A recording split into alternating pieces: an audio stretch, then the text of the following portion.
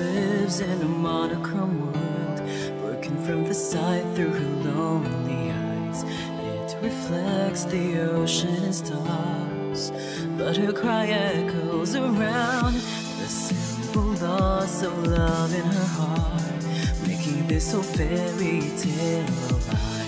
Mirth and sorrow's tender embrace, this was never meant to happen.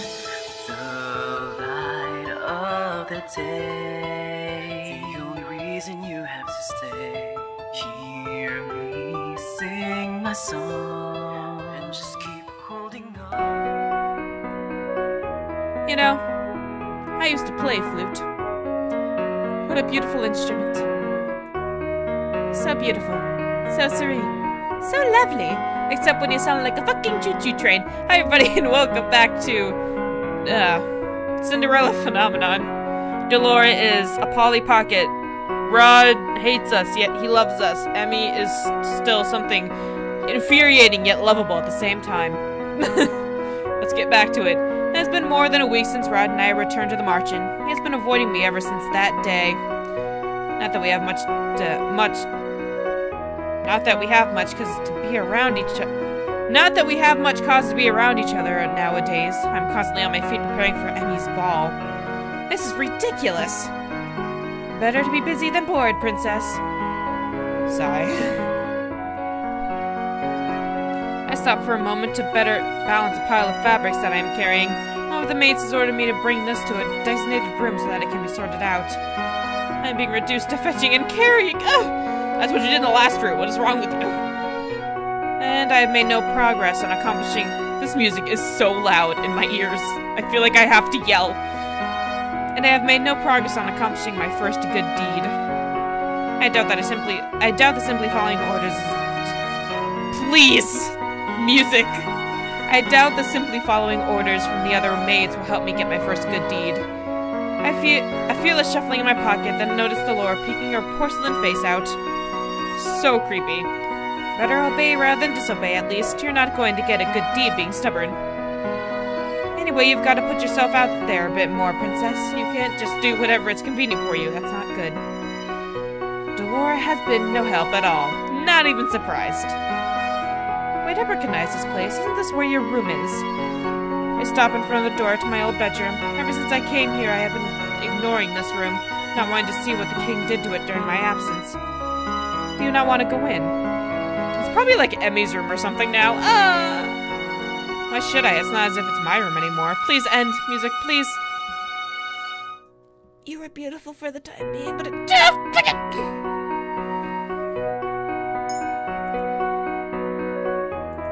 Haha! How about we just read in silence? What do you all say? This is nice. I can't take that fucking music anymore. It's so loud. What is a visual novel without its music? The music is like 50% of what a visual novel needs to get in the mood. But the only mood I'm getting in is frustration. Okay, here we go.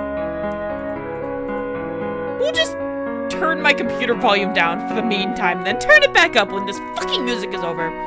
Why should I? It's not as if it's my room anymore.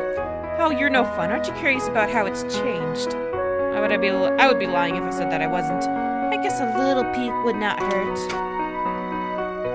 It's the same. I step into the room and close the door behind me. Oh, thank God it's fucking over! It's like stepping into the past. The room is exactly as I left it. It seems completely untouched. Wait, what? Moments later, Delora is standing before me in her human form. Did she tell me she didn't transform in my pocket? Because, goodbye clothes.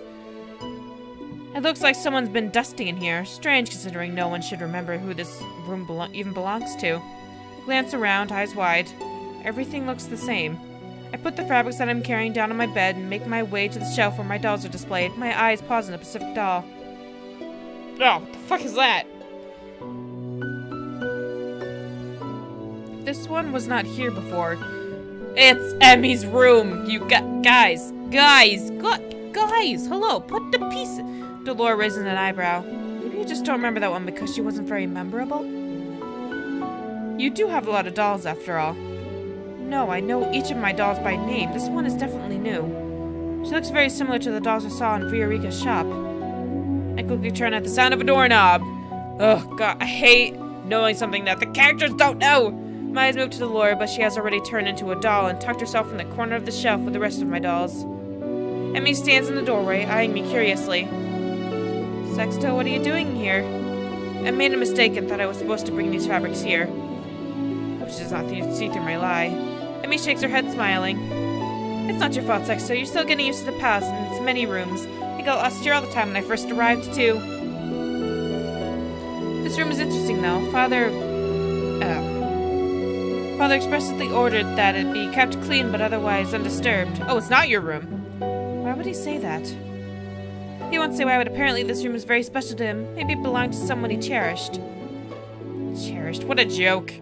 Still, I cannot help but feel hope at her suggestion. I don't think Father would like either of us being in here. We should leave soon. I only came here to put a ribbon on one of the dolls. One of the dolls? Yes, I've put one on all of the dolls here. She walks past me to pick up the doll I did not recognize. I bought this. I know Emmy always visited Viorica, but I did not think she liked dolls. She always preferred receiving and buying books, so why does she have this doll? Do you like dolls? Well, I mean, I don't mind them. I don't usually buy them for myself, no. So why did you buy this one? Emmy looks at the doll with a sad smile and shakes her head. I'm not sure. I bought this as a gift. I remember that much. I was going to give it to someone. Oh, no! You were... Oh, Sexto. I was going to give it to someone who liked dolls. Someone I wanted to befriend. I don't know why, but it feels like to leave a doll... But it feels right to leave the doll here until I can remember whom it was meant to give it to. Emmy is silent for a moment before she turns to me with a bright smile. I know I have a delivery to make, but could you come with me to the palace entrance first? Mother is still busy talking to the cook, so the fabrics can wait. I resist the urge to glare at her. She better not be dragging me around to do yet more errands. I'm expecting a delivery and I might need your help. I thought so. I have no choice but to nod. Of course. And Delora shall sit there for another eternity. I begrudgingly follow Emmy toward the entrance, and there I see the delivery carriage. A familiar person stands beside it. Damn it, I thought it was Walt. I would have been so excited. Viorica, yay! I hate you. Emmy pulls Viorica into a tight hug. I turn my attention away to glare at the number of boxes at the back of the carriage. I will no doubt have to help carry them inside. How are your preparations for the ball coming? Yay! Emmy's smile seems forced at first, but then eases into something softer. It's going well, I suppose. How about the wedding? Decimond? What a stupid name! For anybody who has a name of Decimond out there, I apologize, but you sound like a Pokemon. Let's finalize the date, and it'll be 2 days after your ball. I can't wait to see you in your wedding dress. Psh, I can. These two always talk so much when they get together. I ignore their chatter as I walk up to the carriage to observe the boxes piled inside. What's in the boxes? Oh! Viorica reaches out to grab one. She hands it to me. I'm helping with the ball decorations. I came with the part of the order today. What? Part of it.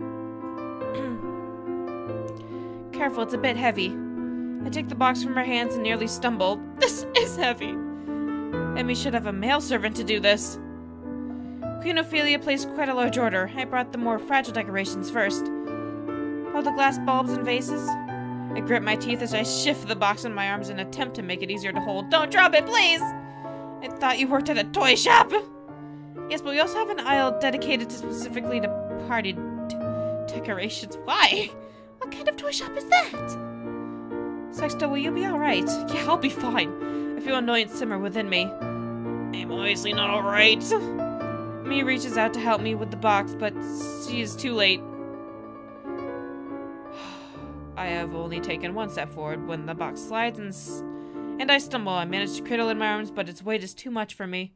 Before I hit the ground, I feel strong arms around my waist, pulling me back upright. The box is taken from me. Damn it! Why did it...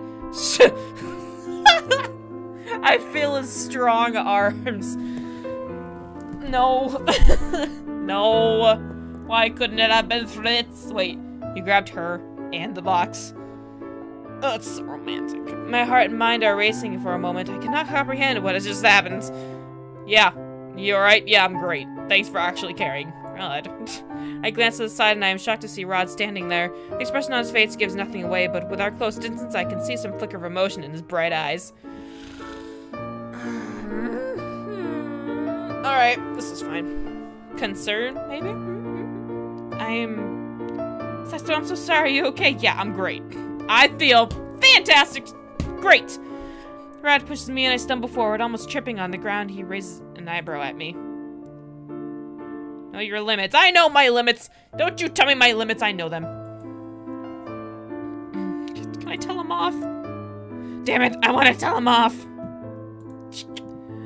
I glare at him as anger begins to bubble inside up and bubbly chest. Stay silent. Just forget it. I clench my fist and take a deep breath to try to calm myself. I will not stoop to his level. He literally just helped you though. Wait.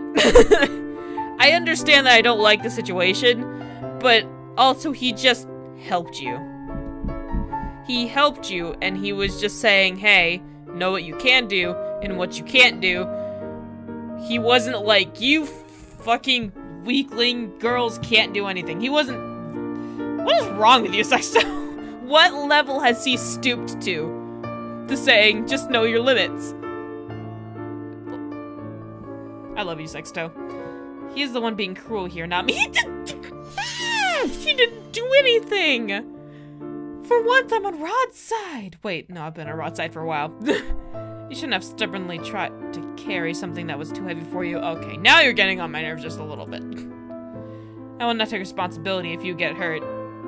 I never asked you to, you little shit. Didn't ask you to. Rod, you shouldn't be angry with her for trying to help me. It was my fault for giving her something so heavy. Fiorika, what are you doing here, for fuck's sake? Rod's voice is still cold. Fiorika looks startled by his tone. I only came to deliver some of the decorations for the ball. And you thought Emmy and her maid could carry these things on their own? What is wrong with you, girl? Rod, this is not her fault. I'm the one who chose to bring Sexto with me. I underestimated the size of the delivery. Fiorika was delivering the supplies. At least she admits her mistakes. I never thought Rod would be so stubborn. Emmy's expression softened as she looks at her brother. Sorry. She looks sad. Rod ignores her and picks up the box that I meant to carry. He begins walking away before he suddenly stops and glances back at me. Come on, I don't wanna! Rod. We're going to call some servants to carry these boxes in. He turns around and begins to walk away. I'm Emmy's personal maid, not his. Can we be Rod's maid? Rod needs a maid. I glance at Emmy, who nods her head. I really am sorry. Thank you for helping my brother, Sexto. Whatever. I curtsy ever so slightly before running after Rod. That was a big-ass bug that just flew in front of my screen. Whoa! Rod, hold your shit! He picks up his pace as if trying to lose me. You told me to come with you! I turn the corner and barely stop myself before running right into Rod's back again. What now? You told me to come with you! What do you mean, what now? Boy! Some people say girls are hard to get. In this case, you are hard to get. I don't understand the way you think. What? Why are you so angry at me today? I have barely even spoken to you. Your mere presence is enough to darken my mood. Oh no! Oh god, that hurts. I glare at him and cross my arms. Funny you call me cruel, but right now you're worse than I ever was. I don't need someone who hasn't even managed a single good deed to lecture me. And what have you done? Never mind, I just realized you helped me pick up a box. Still, you must have done something bad in your life. Gosh, you're such a little shit. It's not even the hot kind of mad. It's the you little fuck is the kind of mad that I'm seeing. I have to try very hard to resist the urge to slap him. How much you want to bet that same exact line is in Rumple's Root?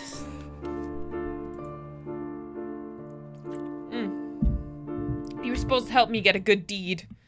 As I said before, I never agreed to this. Yes, you did. Yes, you did when I clicked on your face. I still refuse to help you. You can't, though. You can't. You cannot escape your fate, Rod. Neither can I. Rod starts walking again, and I hurry after him. I cannot help but recall how cold he was with Eureka earlier. I thought they were friends, but he treated her like she was like this at the toy shop, too. Why were you so angry with Eureka earlier? No reason. Reason! There is a reason! You tell me this reason, boy. I raise an eyebrow when Rod quickly answers the question. Then you were cold for no reason. You have such a princely disposition. I said princely, good. Rod frowns, but has no rebuttal for my words.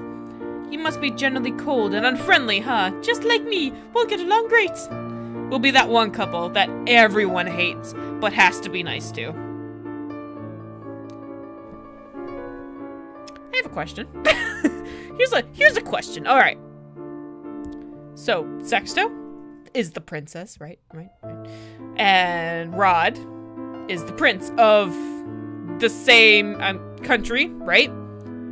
So even if they're not related by blood, they still have those titles. So I wonder if Rod married Sexto, would that make him the king or still a prince? Questions that need to be answered. I'm wondering that. Despite the blood thing, they're still legally brother and sister, and they're legally still the prince and the princess of the same place. So, what happens? I wonder. Anyway, that was a sidetrack. Back to what we were doing. That would explain why you treated Eureka as you did. I had thought that you two were childhood friends. Eureka was always closer with Emmy than with me. I don't care, you're just be a nice person. We may have been friendly once, but we've since become distant. Doesn't mean you can't be nice! Distant. It's none of your business. You loved her, now she's getting married to some guy with a weird name. Decimond. he mocks the name Decimond. I pause as we pass by my door, remembering that I left both of the fabrics and Delora inside. Whoops! I make my way toward the door and open it. What are you doing? None of your business.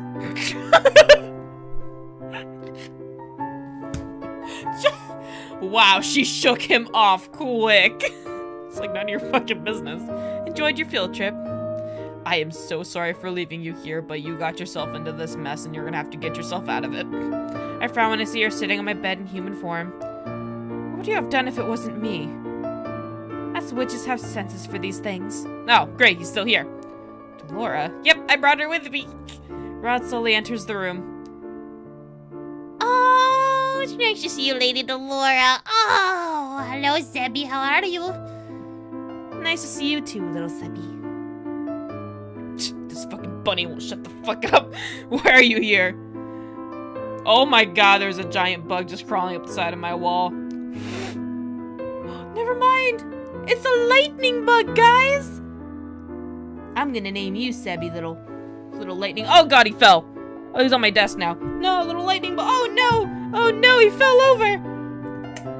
Oh no, I'm so sorry. Let me help you. Let me help. Hold on, emergency. There we go. You're okay. Okay, he's fine. He's okay. He's okay now.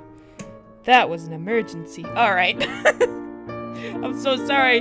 It would have been tragic if he just died on camera. Oh no. Dolores shrugs. She inspects her nails.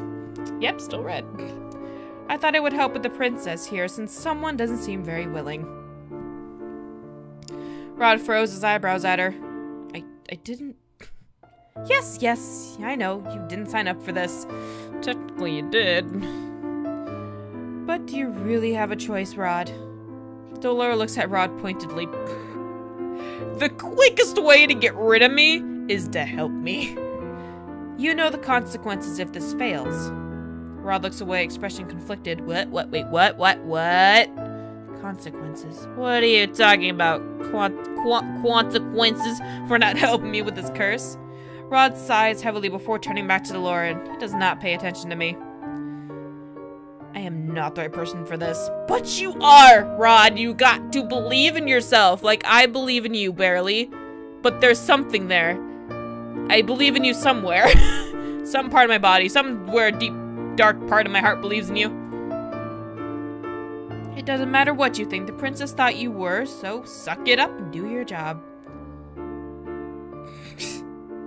Rod is silent for a few moments before he finally faces me, looking resigned. I will help you. Woo! We did it! But don't expect me to change my opinions of you. Oh no. That's not gonna happen, I'm sure.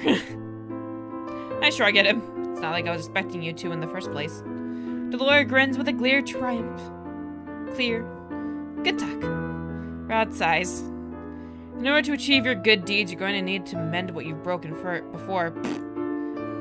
I feel I already know what he's going to say. My sister's always wanted to be your friend, so you must do just that. Show her kindness and you may be able to get your first good deed through her. Show her kindness, huh? Ugh, that seems like so much work that I really don't want to do. Delora decides to stay in my room for the time being, saying that she believes Rod will be able to help me for now. Later, I make my way to the dining room with the fabrics and see Emmy and Ophelia inside. Sexto! Oh gosh, I got a hiccup seeing you. I really gotta sneeze all of a sudden. Where is this coming from? I'm allergic to you people. By the way, why is your hair brown and the rest are blonde? Explain that to me, Ophelia. I see you have the fabric, thank you. Yeah, whatever. Ophelia takes the topmost sample of the fabric and begins to inspect it as Emmy walks up to me. Where's Rod? Fuck if I know or care. He returned to his studies. What did I say Rod aspired to be? I can't remember. I can't remember. Something to do with some kind of scientific thing. Alrighty, has history lessons today, and I am yet to finish my history homework, which is due tomorrow. You're a princess! Fuck history homework! Don't ever say that to your homework, kids.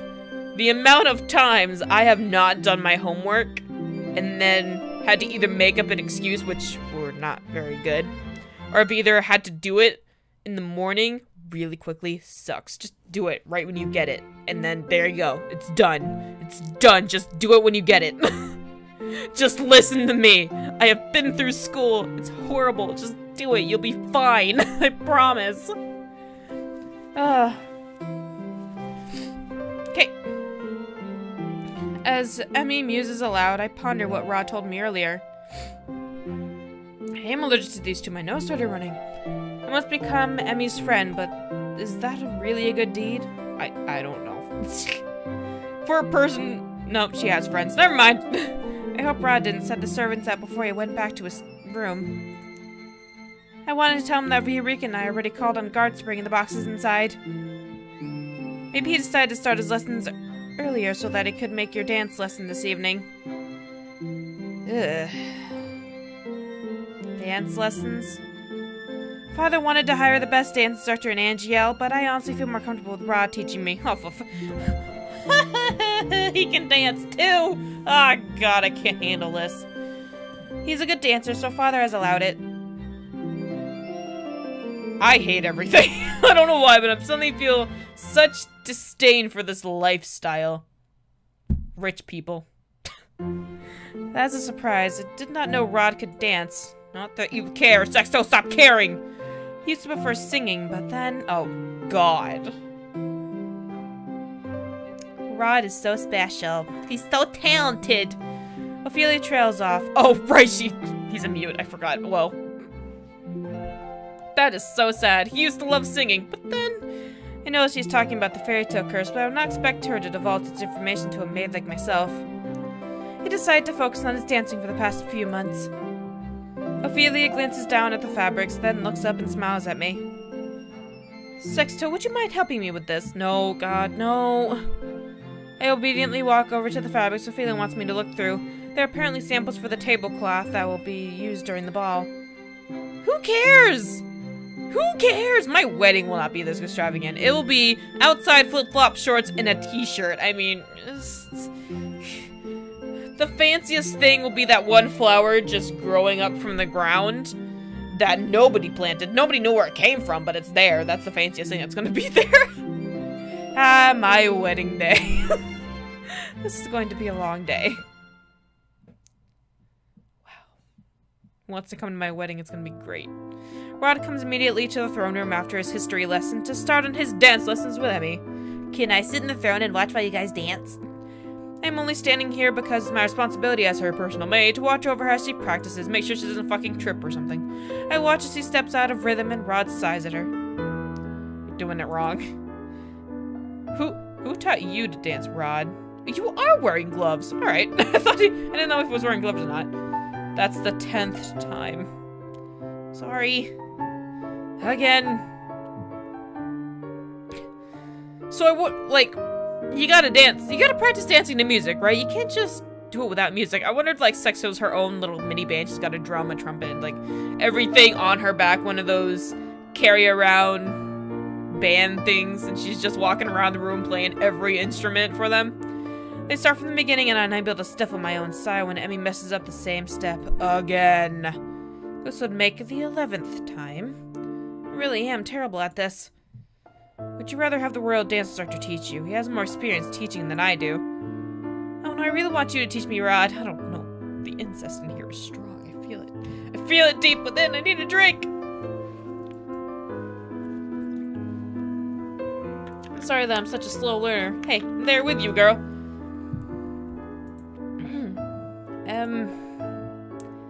You're always good at everything. Singing, dancing, cooking. Rod's the perfect housewife. Prince Rod cooks? Yes, Rod does cook. He's very good at it. You didn't have to tell that, Em. I know more about you. Does it really matter? I love bragging about how talented my little brother is. And how talentless you are. Ouch.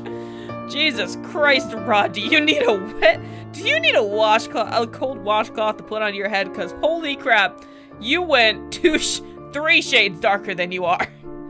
I see a tinge of pink. A tinge? More like a friggin' teaspoon of pink in Rod's cheek as he turns away. Is he, embarrassed? Emmy looks down at the floor, her smile smaller. I wish I was as talented as you, Rod.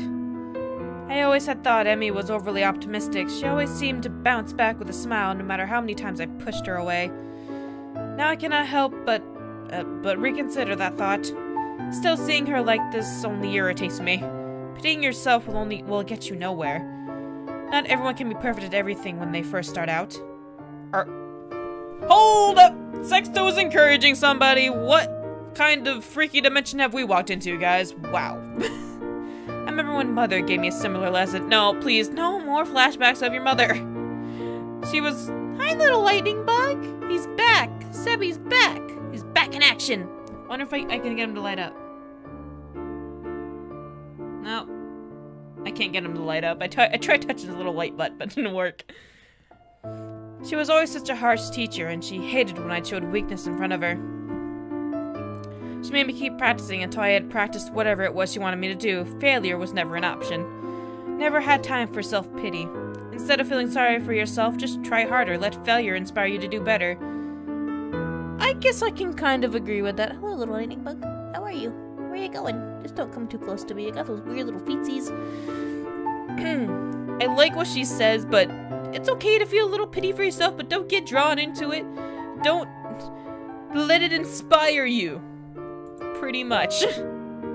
Hello? Hey, friend, where you going? You trying to get on my soundproofing? Yeah, I like you. Sexto, that was inspirational. She's right, Rod.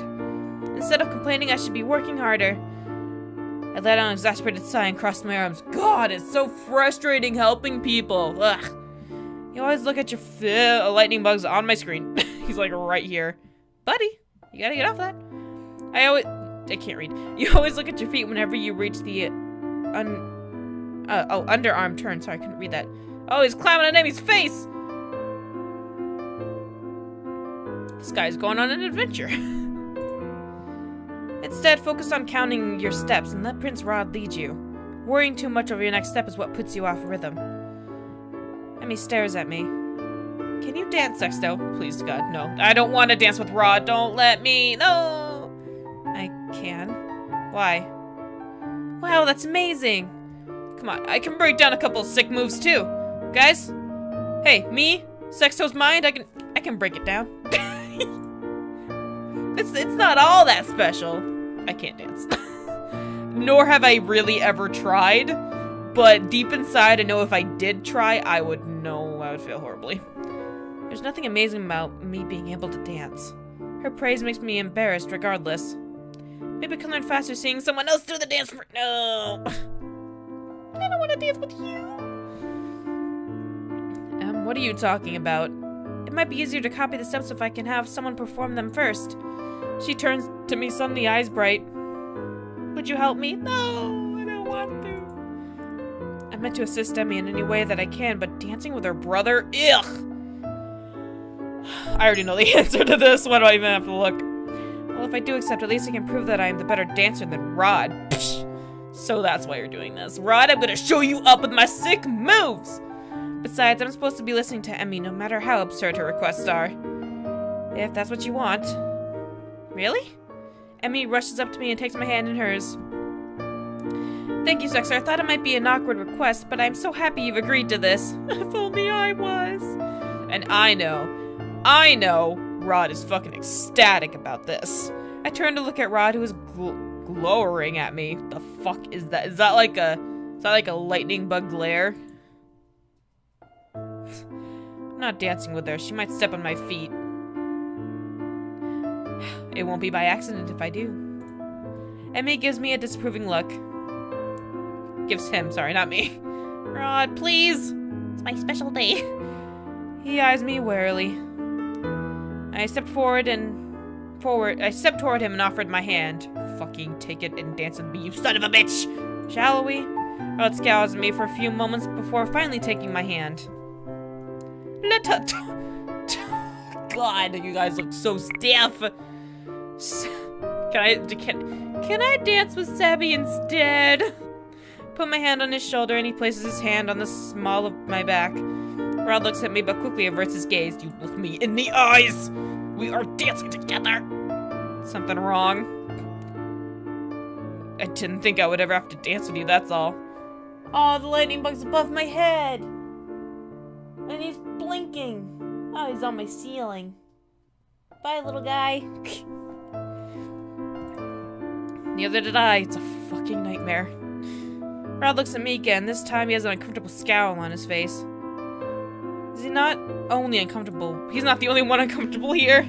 We both start dancing and I mentally start counting the steps. It has been a long time since I last danced with anyone, but the steps come to me naturally. This dance is rather simple. While Rod and I move swiftly, I cannot help but notice his careful footwork. I realize that Rod is a pretty decent dancer. Of course, I would never openly admit that. Never. When we stop, I hear Emmy clapping her hands as she looks at the both of us in awe. You really are a good dancer. I guess.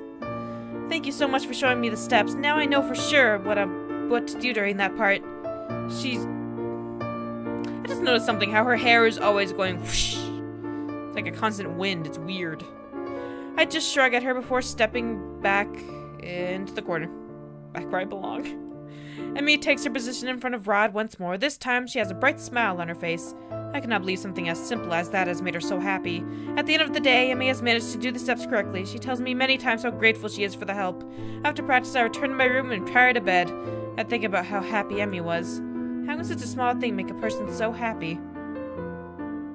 Not again! Nope. I hit the microphone. You know what? I know what I said. The last episode I said, I'm gonna do the entire freaking chapter in one episode. But honestly, I think that would just be too long of an episode. So I'm gonna end it here. And watch my little firefly fly about. In that case, I will see you guys in the next episode. But before I do, look at how long this bitch's hair is! Anywho, I'll see you guys next time. Bye-bye.